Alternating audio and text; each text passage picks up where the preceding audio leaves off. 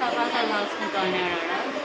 కాదంటే ఎదురుగుండా సుబ్బలక్ష్మి వచ్చి కాల్చాకండి టపాకాయలు, దూరం పోయి కాల్చుకొని సౌండ్ చేయకండి ఈడ అని చెప్పింది. చెప్పిన వాళ్ళు సైలెంట్ అయిపోయినారు కాల్చకుండా. ఇంటి అశోక్ వచ్చి ఎందుకు అది టపాకాయలు కాల్చాలని చెప్పినాడు. ఆమె వద్దంటే కాల్చకూడదు అంటే పక్కనే కాల్చుకోమనింది అని చెప్పినాడు. ఎందుకు కాలుస్తావు నువ్వు పక్కన పోయి ఆమె వచ్చి నువ్వు ఎవరు మాట్లాడి ఎదురుగా మాట్లాడుతాను. సుబ్బలక్ష్మి అన్నటం వచ్చి నీకేం సంబంధం, నీది ఊరు కాదు, ఎందుకు మాట్లాడుతాను నువ్వు అని మాట్లాడింది. మా తమ్ముడు కదా నేను ఎందుకు మాట్లాడాను, మా ఊళ్ళు కాలుస్తాను పిల్లోళ్ళు అనేక మా తమ్ముడు సుబ్బలక్ష్మి వచ్చి కింద వారేసి కొట్టినాడు.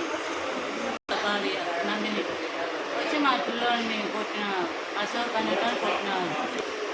ఏళ్ళు ఆయన సుబ్బలక్ష్మి కొరికేసింది. ఆ మోకాల కాడ అంగీ మేము ఆపిని పోయింటే మా ఆయన నన్ను ఆపిని పోయింటే మా ఆయన అంజీని నన్ను నా కొడుకుని చేసి ముగ్గురిని కొట్టింది.